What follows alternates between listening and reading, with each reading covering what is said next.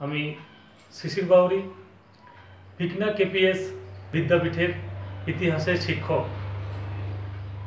আজকে আমরা আলোচনা করব নবম শ্রেণীর একটি গুরুত্বপূর্ণ টপিক, বিসমার্কের নেতৃত্বে জার্মানির ঐক্যবদ্ধকরণ।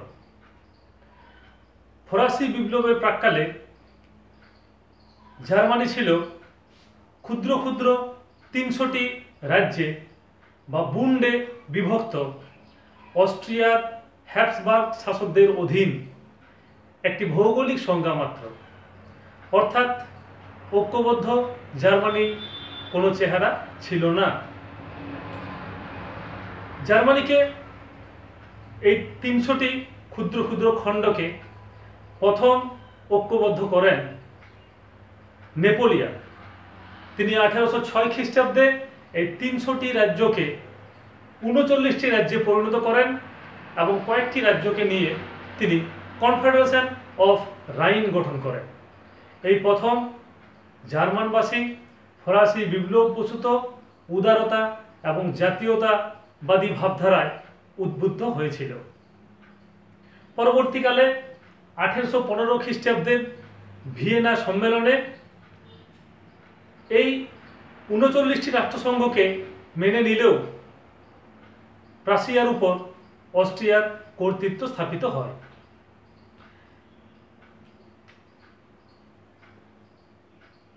এরপর এই যে জার্মানির ঐক্যবদ্ধকরণ, এই ঐক্যবদ্ধকরণের পশ্চাতে কিছু বাধা ছিল।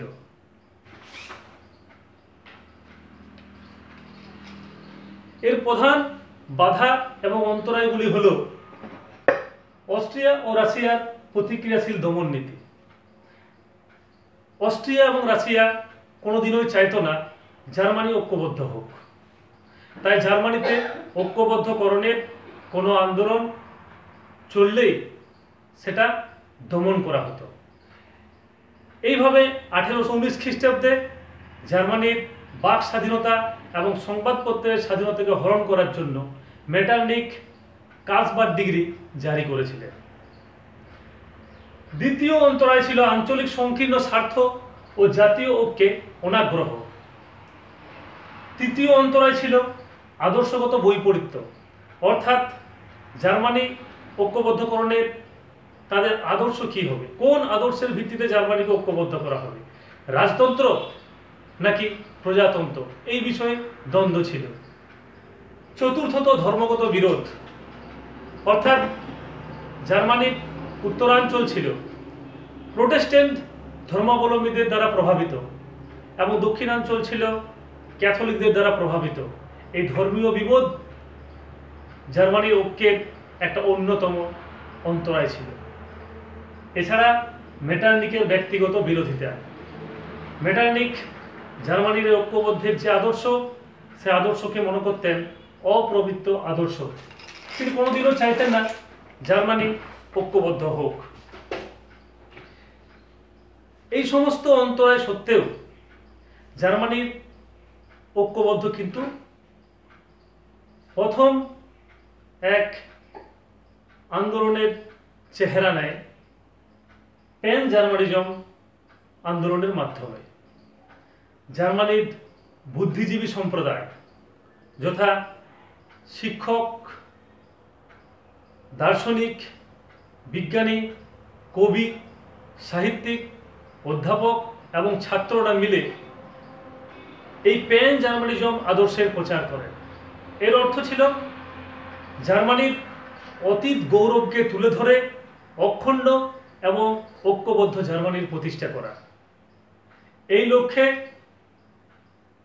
লুডেনের নেতৃত্বে বুটসেনশাফট নামে এক গুপ্ত সংগঠন গড়ে তোলা হয়। এই লুডেন ছিলেন জার্মানির জেনা বিশ্ববিদ্যালয়ের ইতিহাসের অধ্যাপক। দ্বিতীয় গুরুত্বপূর্ণ পদক্ষেপ ছিল জোলভেরাইন গঠন। এটি ছিল একটি শুল্ক সংঘ। 1819 খ্রিস্টাব্দে প্রাশিয়ার অর্থনীতিবিদ মেজেনের উদ্যোগে প্রাশিয়াকে কেন্দ্র করে এই শুল্ক সংঘ গড়ে তোলা হয়। এই শুল্ক সংঘের উদ্দেশ্য ছিল সমগ্র জার্মানিব্যাপী একই ধরনের শুল্ক নীতি চালু করা এবং এই শুল্ক সংঘের সদস্যভুক্ত রাষ্ট্রগুলির মধ্যে নিজেদের মধ্যে কম শুল্কে এবং বিনা শুল্কে তারা অ্যাডাম স্মিথের অবাধ বাণিজ্য নীতি অনুযায়ী অবাধে বাণিজ্য করতে শুরু করে। এর ফলে তাদের যে অর্থনৈতিক লাভ হয় সেই লাভ তারা নিজেদের মধ্যে ভাগ করে নেয়। এইভাবে জার্মানি প্রথম অর্থনৈতিক স্বার্থকে সামনে রেখে ঐক্যবদ্ধ হয়েছিল। তৃতীয় গুরুত্বপূর্ণ পদক্ষেপ ছিল ফ্রাঙ্কফুর্টের পার্লামেন্ট আহ্বান।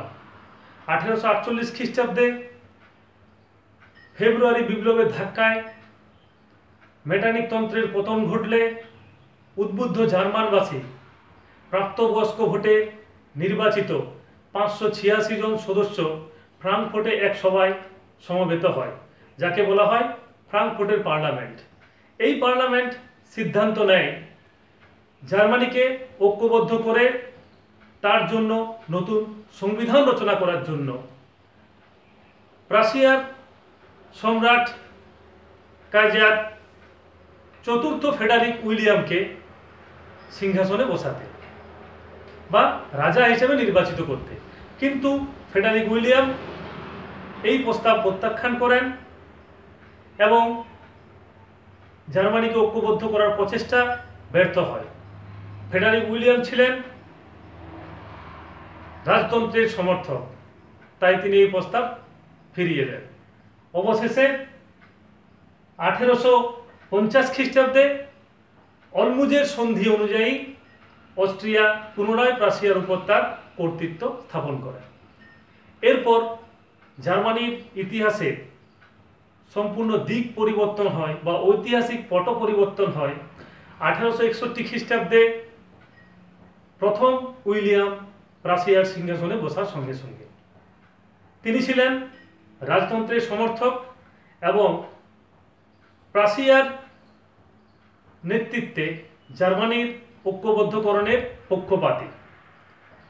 প্রথম উইলিয়াম 1862 খ্রিস্টাব্দে বিসমার্ককে তার প্রধানমন্ত্রী নিযুক্ত করেন। বিসমার্ক ছিলেন রাজতন্ত্রের সমর্থক এবং যাকে বলা হতো কূটনীতির জাদুকর। বিসমার্ক 1815 খ্রিস্টাব্দে 1 এপ্রিল জার্মানির ব্রান্ডেনবার্গের এক সম্ভ্রান্ত জমিদার পরিবারে জন্মগ্রহণ করেন। বার্লিন এবং গটিনজেন বিশ্ববিদ্যালয়ে তার শিক্ষা সমাপ্ত করে প্রাশিয়ার অধীনে সিভিল সার্ভিসে যোগদান করেন। কিন্তু অচিরেই তিনি সেই চাকরি ছেড়ে দিয়ে পৈতৃক জমিদের দেখাশোনায় ব্যস্ত হয়ে পড়েন। এরপর 1847 খ্রিস্টাব্দে তিনি জার্মানির বা প্রাশিয়ার আইনসভায় যোগদান করেন। এই বিসমার্ক ছিলেন কঠোর এবং দৃঢ়চিত্তের মানুষ এবং তীক্ষ্ণ ক্ষুরধার বুদ্ধি সম্পন্ন। তিনি পার্লামেন্টে ঘোষণা করেন প্রধানমন্ত্রী হওয়ার পর যে শুধুমাত্র বক্তৃতা, ভাষণ এবং ভোটের দ্বারা জার্মানির সমস্যাগুলিকে সমাধান করা যাবে না। এর জন্য প্রয়োজন রক্ত ও লৌহনীতি বা ব্লাড অ্যান্ড আয়রন পলিসি, যার অর্থ যুদ্ধ এবং কঠোর শৃঙ্খলা। এই উদ্দেশ্যে তার এই রক্ত লৌহনীতিকে কার্যকর করার জন্য তিনি প্রাশিয়ার সামরিক বিজ্ঞানী ফন মোলটকির সহযোগিতায় তিনি প্রাশিয়ার সৈন্যবাহিনীকে একটি সামরিক যন্ত্রে পরিণত করেন এবং এই রক্তলোহনীর মাধ্যমে পরপর 3টি যুদ্ধের মাধ্যমে তিনি প্রাশিয়ার নেতৃত্বকে জার্মানিকে ঐক্যবদ্ধ করেছিলেন। এই হলো বিসমার্ক এবং জার্মানির ঐক্যের আসল ইতিহাসটা যদি আমরা বুঝতে চাই তাহলে প্রাশিয়ার মানচিত্রটা লক্ষ্য করা খুবই জরুরি। প্রাশিয়া বা জার্মানির উত্তরে ছিল ডেনমার্ক, দক্ষিণে ইতালি ও ফ্রান্স, পূর্বে রাশিয়া, অস্ট্রিয়া, পশ্চিমে বেলজিয়াম, নেদারল্যান্ড এবং ইংল্যান্ড। স্লেজুইগ ও ও হলস্টেনকে কেন্দ্র করে ডেনমার্কের সঙ্গে যুদ্ধের সূচনা হয় এবং এই হলস্টেনকে কেন্দ্র করে অস্ট্রিয়ার সঙ্গে যুদ্ধ শুরু হয় এবং এই আলসাস ও লোরেন প্রদেশকে কেন্দ্র করে ফ্রান্সের সঙ্গে যুদ্ধ শুরু হয়। বিসমার্ক যে 3টি যুদ্ধ করেছিলেন তার মধ্যে প্রথম যুদ্ধটি ছিল ডেনমার্কের সঙ্গে। ডেনমার্কের সঙ্গে যুদ্ধের মূল কারণ ছিল প্রাশিয়া বা জার্মানির এবং ডেনমার্কের সীমান্তবর্তী এলাকায় স্লেজউইক এবং হলস্টিন নামক দুটি প্রদেশ। স্লেজউইক ছিল ডেনমার্কের অধিবাসীদের সংখ্যা বেশি এবং হলস্টিন ছিল জার্মানিদের সংখ্যা বেশি। এই স্লেজউইক এবং হলস্টিন এই দুটি প্রদেশ 10ম শতক থেকে ডেনমার্কের অধীনে ছিল, যদিও এই প্রদেশ দুটির প্রতি ডেনমার্কের সেরকম কর্তৃত্ব ছিল না, প্রায় এরা স্বাধীনভাবেই ছিল। কিন্তু 1852 খ্রিস্টাব্দে লন্ডন চুক্তি অনুযায়ী France, Italy, Russia, Sweden, England সিদ্ধান্ত নেয় যে ভবিষ্যতে স্লেজউইক এবং হলস্টিন ডেনমার্কের অধীনে থাকবে না। কিন্তু স্লেজউইকের ডেনিশ অধিবাসীদের চাপে ডেনমার্কের সম্রাট বাধ্য হয়ে স্লেজউইককে দখল করেন এবং হলস্টিনের উপর তার কঠোর কর্তৃত্ব কায়েম করেন। এই সুযোগে বিসমার্ক দেখেন যে জার্মানিকে ঐক্যবদ্ধ করতে হলে স্লেজউইক এবং হলস্টিনকে দখল করা প্রয়োজন, এতে প্রাশিয়ার গৌরব বৃদ্ধি পাবে এবং উত্তর জার্মানি ঐক্য সম্পূর্ণ হবে। তাই তিনি অস্ট্রিয়ার সঙ্গে চুক্তি করলেন যে যুদ্ধের পর স্লেজউইক এবং হলস্টিন নিজেদের মধ্যে ভাগ করে নেওয়া হবে। এই মোতাবেক অস্ট্রিয়া এবং প্রাশিয়া মিলিতভাবে 1864 খ্রিস্টাব্দে ডেনমার্কের বিরুদ্ধে যুদ্ধ ঘোষণা করে এবং এই যুদ্ধে ডেনমার্ক পরাজিত হয়ে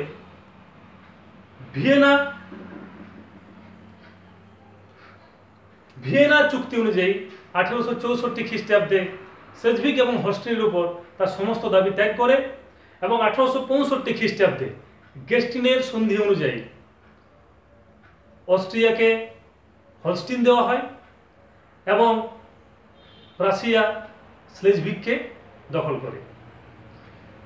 কিন্তু এই গেস্টিনের সন্ধিতে এই সমস্যার কিন্তু চূড়ান্ত সমাধান হয়নি। এইটা ছিল সমস্যার সূত্রপাত। বিসমার্ক জানতেন প্রাশিয়ার নেতৃত্বে জার্মানিকে ঐক্যবদ্ধ করতে হলে অস্ট্রিয়ার সঙ্গে যুদ্ধ অবশ্যম্ভাবী। তাই তিনি জার্মান ভাষাভাষী অধ্যুষিত এলাকা হলস্টিন অস্ট্রিয়াকে দিয়েছিলেন, যাতে ভবিষ্যতে ওই এলাকাকে কেন্দ্র করে যুদ্ধ বাঁধানো যায়। কারণ বিসমার্ক ছিলেন কূটনীতির জাদুকর, তিনি সমস্ত পদক্ষেপ আগাম নিতেন এবং কিছুদিন পরই তিনি হলস্টিনের জার্মান অধিবাসীদের প্রাশিয়ার সঙ্গে যুক্ত হওয়ার জন্য উৎসাহিত করতে শুরু করেন এবং এই হলস্টিনবাসী অস্ট্রিয়াকে চাপ দিতে শুরু করে তাদেরকে স্বাধীনতা প্রদান করার জন্য। এই সময় অস্ট্রিয়া দাবি করে যে এটা হলো গেস্টিনের চুক্তির বিরোধী, কারণ গেস্টিনের চুক্তি অনুযায়ী অস্ট্রিয়া এই হলস্টিন লাভ করেছিল। বিসমার্ক বলেন জার্মানিকে ঐক্যবদ্ধ করার জন্য হলস্টিন প্রয়োজন, তাই তিনি এই হলস্টিন দাবি করেন। বিসমার্ক জানতেন যে অস্ট্রিয়ার বিরুদ্ধে যদি যুদ্ধ করতে হয় তাহলে তাকে আগে বিদ্রোহীন করতে হবে, অর্থাৎ অস্ট্রিয়ার সঙ্গে যুদ্ধ হলে তাকে সাহায্য করতে পারে ফ্রান্স, রাশিয়া এবং ইতালি। তিনি কি করলেন? ইতালির সঙ্গে চুক্তি করলেন যে অস্ট্রিয়ার সঙ্গে প্রাশিয়ার যুদ্ধে জয়লাভের পর ইতালিকে ভেনেসিয়া প্রদান করা হবে। অপরদিকে ফ্রান্সকে তিনি নিরপেক্ষ থাকতে বললেন এবং বললেন যে ফ্রান্স যদি এই যুদ্ধে নিরপেক্ষ থাকে, এই যুদ্ধে জয়লাভের পর ফ্রান্সকে কিছু অঞ্চল প্রদান করা হবে। অপরদিকে রাশিয়ার ক্রিমিয়ার যুদ্ধ এবং পোল্যান্ডের সমস্যার সময় বিসমার্ক নিরপেক্ষ ছিলেন। এইভাবে তিনি রাশিয়ার সহানুভূতি আদায় করেন। এইভাবে অস্ট্রিয়াকে সম্পূর্ণ মিত্রহীন করে ইতালিকে সঙ্গে নিয়ে 1866 খ্রিস্টাব্দে অস্ট্রিয়ার বিরুদ্ধে যুদ্ধ ঘোষণা করেন। এই যুদ্ধকে বলা হয় সেডুয়া যুদ্ধ, বা এই যুদ্ধ 7 সপ্তাহ চলেছিল বলেই এই যুদ্ধকে বলা হয় 7 সপ্তাহের যুদ্ধ। এই যুদ্ধের শেষে প্রাগের সন্ধি অনুযায়ী অস্ট্রিয়া জার্মানি থেকে বা প্রাশিয়া থেকে সরে আসে। প্রাশিয়ার উদ্যোগে জার্মানির 21টি রাজ্যকে নিয়ে একটা রাষ্ট্রসংঘ গঠন করা হয় এবং ক্যাসেল, হ্যানোভার, স্লেজুইগ, হলস্টেন, হেসি, নেসো এবং ফ্রাঙ্কফুর্ট এই সমস্ত প্রদেশগুলি জার্মানির সঙ্গে যুক্ত হওয়ায় উত্তর জার্মানির ঐক্যবদ্ধকরণ সম্পূর্ণ হয় এবং পূর্ব চুক্তি মতো ইতালিকে ভেনেসিয়া প্রদান করা হয়। এরপর বিসমার্ক দেখলেন যে উত্তর জার্মানি ঐক্যবদ্ধ হওয়ার পর তিনি ফ্রান্সের দিকে নজর দিলেন, কারণ ফ্রান্সের কাছে আলসাস এবং লোরেন প্রদেশ দুটি তার প্রয়োজন ছিল।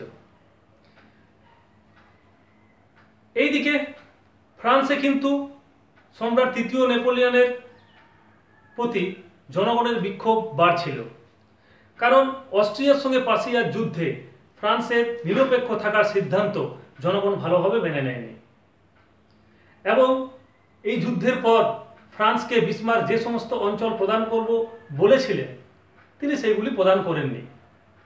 স্বভাবতই ফ্রান্সের প্রাশিয়ার প্রতি একটা বিরূপ মনোভাব ছিল।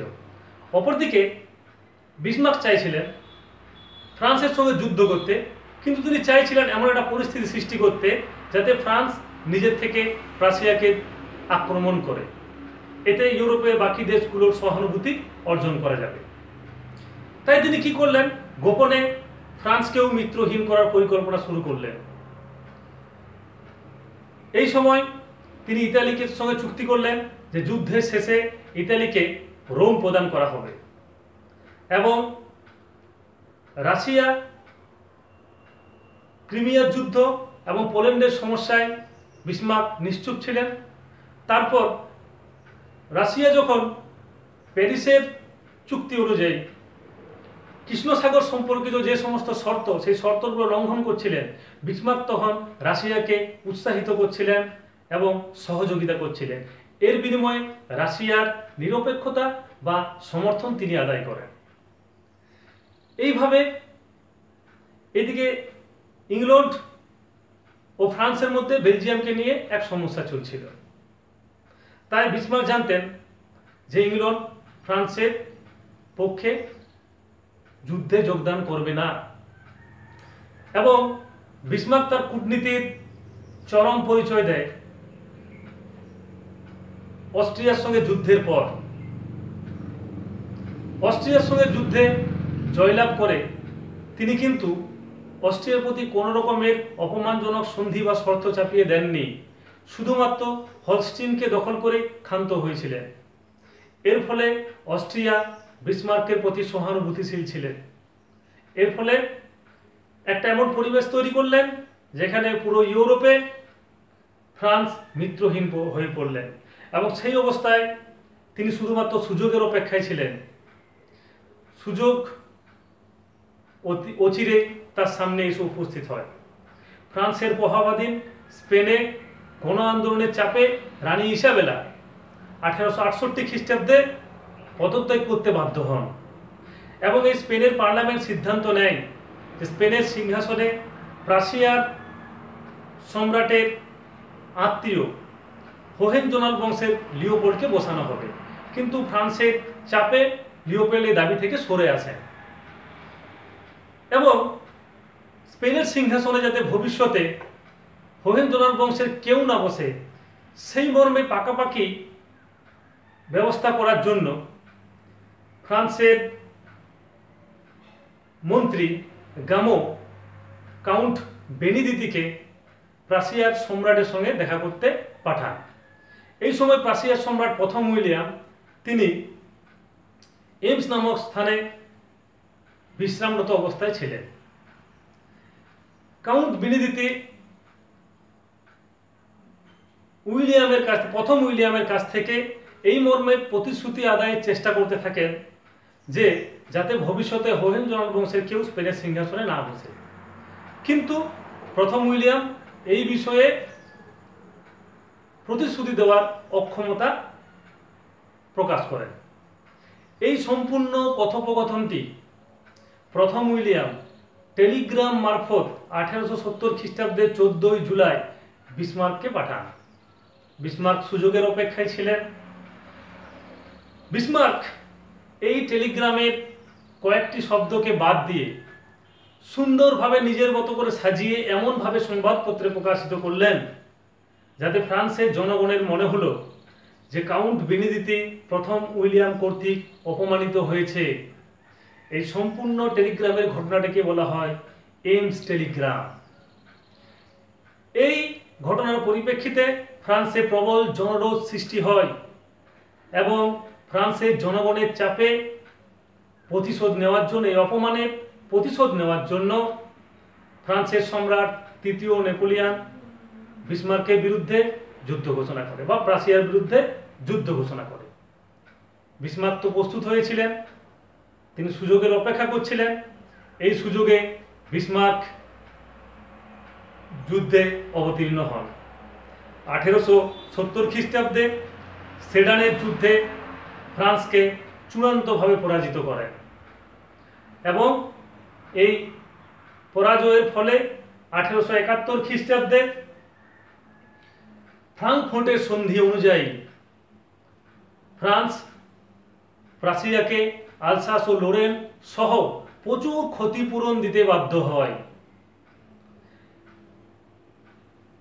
অপরদিকে পূর্ব চুক্তি মতো ইতালিকে রোম প্রদান করা হয়।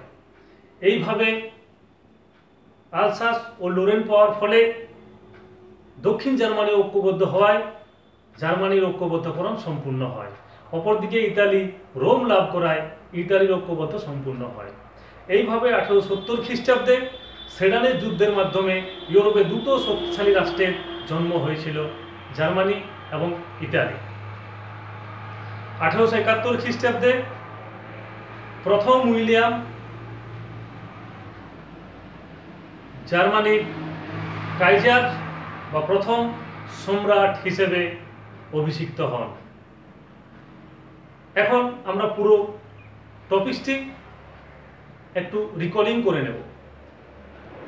অর্থাৎ জার্মানি প্রথমে ছিল ক্ষুদ্র ক্ষুদ্র 300টি খণ্ডে বিভক্ত। নেপোলিয়ন প্রথমে এগুলোকে 39টি রাজ্যে পরিণত করেন। এরপর অনেক বাধা সত্ত্বেও প্রথমে পেন জার্মানিজম আন্দোলন, তারপর জোলভেরাইন গঠন, ফ্রাঙ্কফুর্টের পার্লামেন্ট আহ্বান করার পর 1861 খ্রিস্টাব্দে প্রথম উইলিয়াম সিংহাসনে বসার পর বিসমার্ককে প্রধানমন্ত্রী নিয়োগ করেন এবং বিসমার্ক তার রক্ত ও লৌহ নীতির মাধ্যমে 3টি যুদ্ধের দ্বারা, অর্থাৎ 1864 খ্রিস্টাব্দে ডেনমার্কের সঙ্গে যুদ্ধ, 1866 খ্রিস্টাব্দে অস্ট্রিয়ার সঙ্গে যুদ্ধ, 1870 খ্রিস্টাব্দে ফ্রান্সের সঙ্গে যুদ্ধের মাধ্যমে তিনি জার্মানিকে ঐক্যবদ্ধ করেন এবং এক শক্তিশালী জার্মান রাষ্ট্র হিসেবে জার্মানিকে গড়ে তোলেন।